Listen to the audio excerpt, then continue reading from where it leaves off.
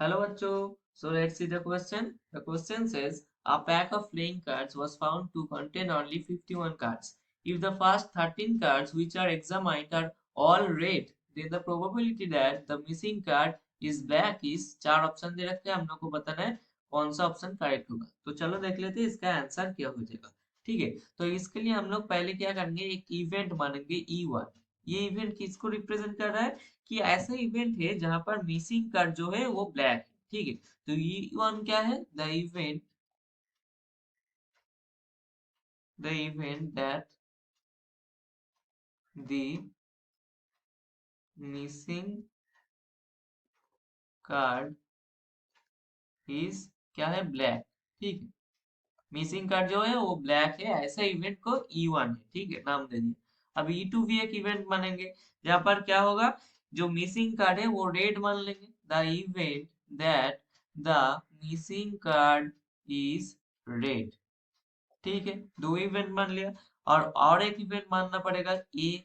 ठीक है, ये इवेंट क्या इवेंट है, ये इवेंट है the event of the first 13 cards which are examined are all red. मतलब जैसे कि क्वेश्चन में दे रखा है। ठीक है, ये क्वेश्चन में गिवन है। ठीक है, तो ये क्या है, the event that the first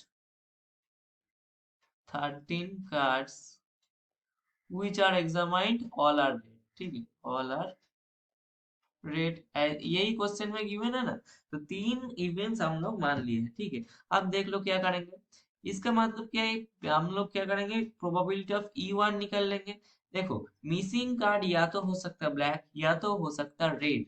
अगर P मतलब प्रोबेबिलिटी ऑफ E1 मतलब क्या है, मिसिंग कार्ड ब्लैक हो, ऐसा प्रोबेबिलिटी कितना हो जाएगा भाई, हाफ हो जाएगा। क्योंकि ये तो या फिर ब्लैक हो सकता है या फिर रेड हो सकता है, तो ब्लैक होने का प्रोबेबिलिटी हाफ है। सेम तरीके से प्रोबेबिलिटी ऑफ, ये कुछ नहीं है, बस समझने के लिए थोड़ा कट गया अलग।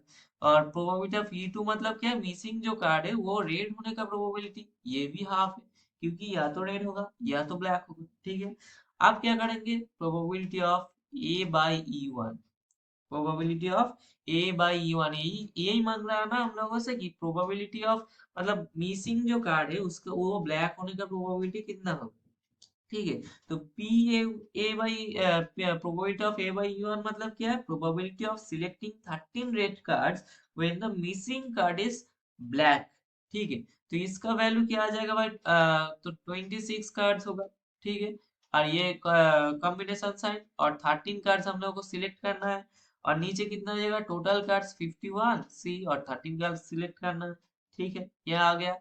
अब क्या करेंगे, सेम तरीके से प्रोबेबिलिटी ऑफ A/E2 निकलना है हम लोगों को। अब देखो A/E2 क्या बोल रहे हैं हम लोग, probability of selecting 13 red cards when the missing card is also red. पिछले बार क्या बोला था, probability of selecting 13 red cards when the missing card is black. क्या बोल रहा है, ब्लैक, मिसिंग कार्ड ब्लैक। और इस बार क्या बोल रहा है, probability of selecting 13 red cards when the missing card is also red. ठीक है, इस बार मिसिंग कार्ड आल्सो रेड है। ठीक है, तो एक मिसिंग है रेड कार्ड, तो ये क्या आ जाएगा, 25 आ जाएगा 26 के जगह।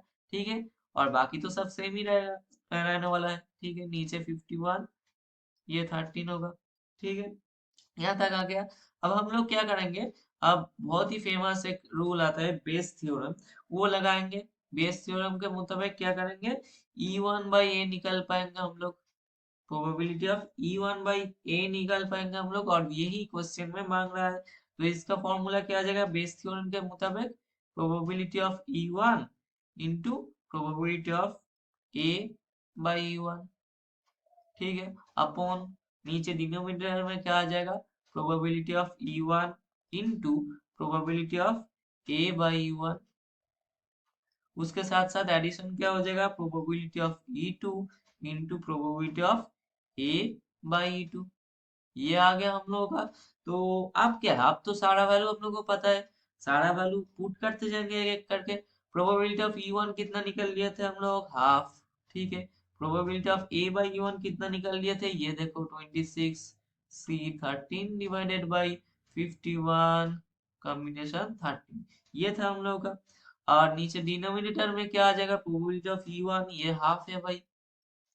और प्रोबेबिलिटी ऑफ A/E1 ये कितना है, अभी अभी लिखा 26 C 13 बाई 51C13। ठीक है, ये आ गया। अब प्लस प्लस साइन देके क्या लिखेंगे next part, probability of E2 कितना है, ये भी हाफ ही है E1 के तरह। और ये कितना होगा भाई, प्रोबेबिलिटी ऑफ A/E2, ये 25C13 अपॉन क्या आ जाएगा 51C13। ठीक, तो यहाँ तक समझ में आ गया होगा। अब इसको फर्दर कैलकुलेट करेंगे हम लोग, तो ऊपर क्या आएगा भाई, ऊपर आ जाएगा 26C13 नीचे अपॉन 26C13 प्लस 25C13। ठीक है, ये हम लोग को सिंप्लीफाई करके आ गया इतना तक। अब इसको और भी फर्दर सिंप्लीफाई करते जाओगे, कैलकुलेट करते जाओगे, तो ये आएगा हम लोग का फाइनल वैल्यू 2/3 आएगा हम लोग का फाइनल वैल्यू। तो 2/3 किसका वैल्यू आ रहा है, P by sorry probability of E1/A का। इसका मतलब क्या है, इसका मतलब है E/A1 क्या है भाई, यही हम लोगों से पूछ रहा था ना कि the probability that the missing card is black. तो यही हो रहा, यही हम लोगों का निकलना था। तो अब हम क्या करेंगे, ऑप्शन चेक करेंगे कौन सा ऑप्शन करेक्ट होगा। तो देखो, पहला वाला ऑप्शन क्या है 1/3, ये तो रॉन्ग है। दूसरा वाला ऑप्शन क्या है 2/3, देखो 2/3 हम लोग का आंसर क्या है भाई, 2/3 आया है। तो यही हो गया हम लोगों का करेक्ट आंसर। ऑप्शन सी क्या है 15/26, ये रॉन्ग है। ऑप्शन डी क्या है 16/39, ये भी रॉन्ग है। तो हम लोग को फाइनल एंड करेक्ट आंसर कौन सा हो गया, ऑप्शन बी 2/3। तो आई होप ये तुम लोगों को समझ में आ गया होगा। Thank you.